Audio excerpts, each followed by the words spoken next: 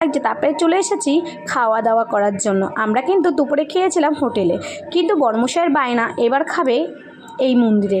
তো কোপেন কিন্তু কেটে নিয়েছিল, আর কি সুন্দর লাগছে ফুলগুলো। আমি রাতের মধ্যে ফুলটাও কিন্তু ধরে নিয়ে তারপরে দেখো আস্তে আস্তে কিন্তু আমি কিন্তু যাচ্ছি ভিতরে। এত সুন্দর লাইট করেছে আর এত সুন্দর জায়গা, এত ফুলগুলো দেখে মনে হচ্ছে আমি সবকটা ফুল ব্যাগে ভরে নিয়ে চলে আসি আর বাড়িতে এসে ছাদে লাগিয়ে রেখে দিই। কিন্তু না, হাত দিলে যদি কিছু বলে, কারণ যেহেতু সুন্দর করার জন্য তো মন্দিরটাকে সাজিয়ে রেখে দিয়েছে কি, তাই তো। তারপরে চলে এসেছি খেতে, আর সবাই কিন্তু বসে পড়েছে, আর দেখো সবাই টাটা দিচ্ছে। তারপরে আমি অনেকক্ষণ থেকে ভিডিও বানাচ্ছি, আমার বড়মশাইকে দেখতে পাচ্ছি না বলে তারপরে আমার মনটা খুব খারাপ লাগছিল। তারপরে আমি কি করবো, আমি বলছি আমি ওখানে যাবো। বড়মশাই বললো ঠিক আছে চলে আসো।